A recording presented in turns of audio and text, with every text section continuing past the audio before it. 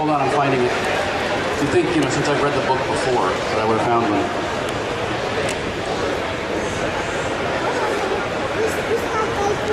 He's going to read some stories.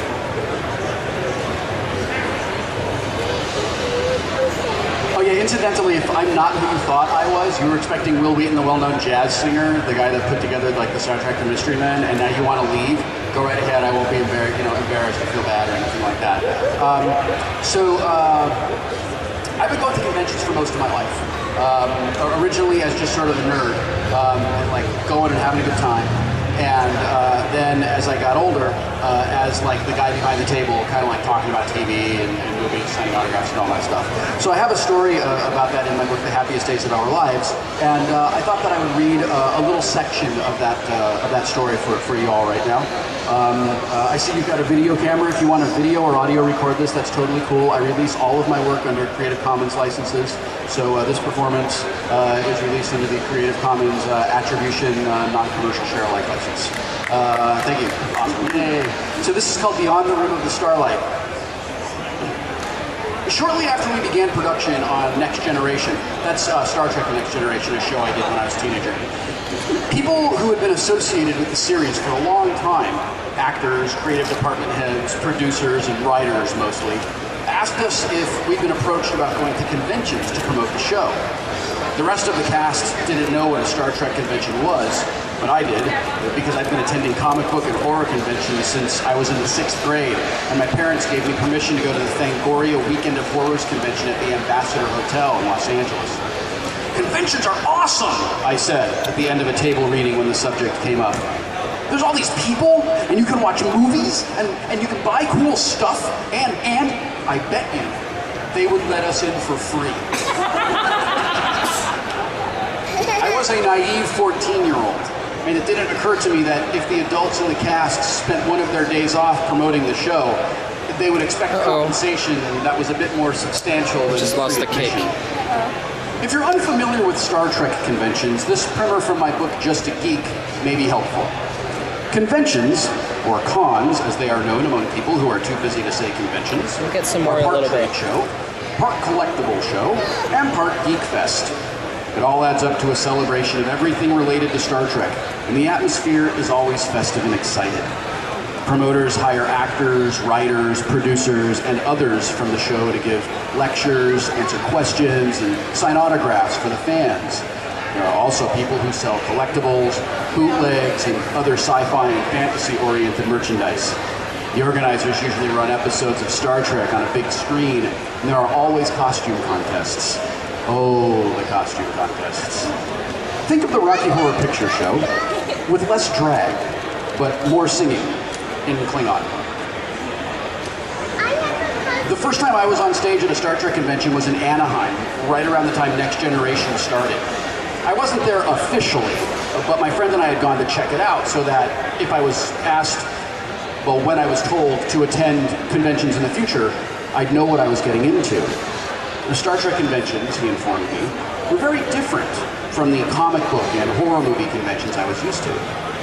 The promoter found out that I was wandering around the show, after I paid my own admission, of course, and offered me the glorious sum of $100 in cash to speak for an hour. To a 14-year-old who thought an $8 admission refund was a jackpot, $100 sounded an awful lot like $1 million. Without knowing how badly I was being ripped off, the average person who speaks at a convention earns between $5,000 and $10,000 for their time, with captains commanding sums in excess of $25,000, bald captains double that.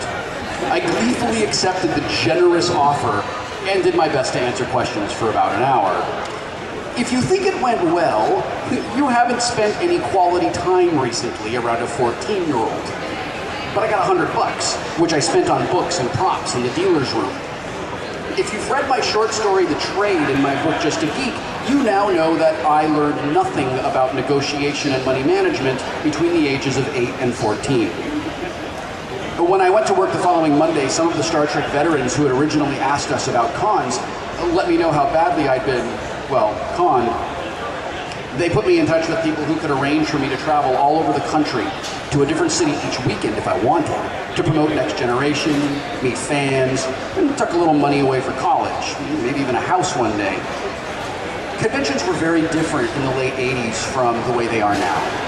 Nowadays, one company called Creation uses licensing agreements with Viacom and exclusivity agreements with actors to force just about all of the regional promoters out of the market. Back then, there were as many convention promoters as there were Holiday Inns around the country that were willing to host a few hundred Trekkies for a weekend. And every single con had its own unique feeling and fan base. I remember going to a convention in Philadelphia with my mom. She got food poisoning while we were there. And I don't remember a thing about the convention, but I can still see and feel the waiting area in the emergency room. Dark wood on the walls, old magazines on the tables and chairs, ugly white and yellow linoleum tiles on the floor. I spent the entire night playing Tetris on my Game Boy and listening to the final cut on my Walkman, trying not to be too freaked out that my mom was in the hospital and we were 1,000,000 miles from home. 1,000,000 was the default value for a lot when I was a kid. When I was 18 or 19, I learned that even if the microphone you're talking into really looks like a magic wand massager, it's not the smartest thing to tell the audience, hey, I'm talking into a marital aid, especially in the Bible Belt. I remember flying to New Jersey to do a convention with Marina Sirtis and playing head-to-head Tetris on our Game Boys the entire flight. I had a massive crush on her back then. And though the thought crossed my mind for most of the trip, I didn't have the courage or the nerve to suggest strip head-to-head Tetris when we arrived. In my 16-year-old mind, it totally would have happened.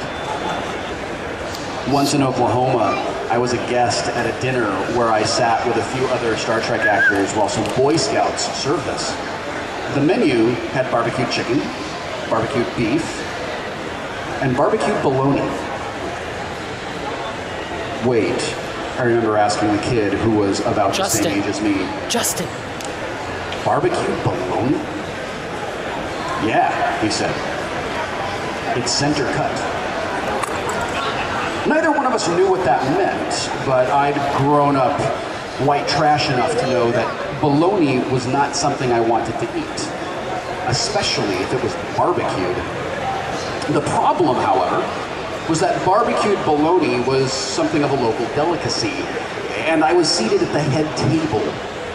It seemed like every bologna-loving eye in the hall was watching to see what I did. I ate it, I pretended to like it, and until I wrote this, nobody was the wiser. Once at LostCon in Pasadena, right after I'd gotten my driver's license and my first car, a totally bitchin' 1999 Honda Prelude SI 4WS, which was one step better than Patrick Stewart's Honda Prelude that he bought the week before, resulting in the proliferance of much backstage teasing. I met my first science fiction idol, Larry Niven. Our meeting went something like this. Me. Oh my God, you're Larry Niven. Him. Oh my God, you're Wesley on Star Trek. Both of us. What? Both of us. Can I have your autograph? Both of us. Yes. Both of us. Cool. I still have the copies of Ringworld and Ringworld Engineers that he signed for me. They weren't all good times, of course. While most of the cons were fantastic, run by guys who really cared about fans and wanted them to have a good time, others were pretty awful, run by complete douchebags who wanted to take the fans' money and get out of town before anyone figured out what they were up to. There are a couple of guys who still owe a lot of fans and actors money that we'll never see. One of those guys, in the pre-internet days, convinced 15-year-old me that it was just a short drive from Amarillo, Texas to Denton, Texas. Not having the good sense to look it up on a map for myself, I agreed to do 2 different cities in 2 different days. As the drive across Texas entered its 3rd hour without a single recognizable sign of civilization other than Dairy Queen and Stuckey's, I learned an important lesson about not trusting anyone, ever. On countless occasions, a promoter would tell fans that one of us was coming to a show, take their money, and then claim that we'd canceled at the last minute. Of course, the only time any of us ever heard about the show was when irate fans wanted to know why we'd back out of it. And to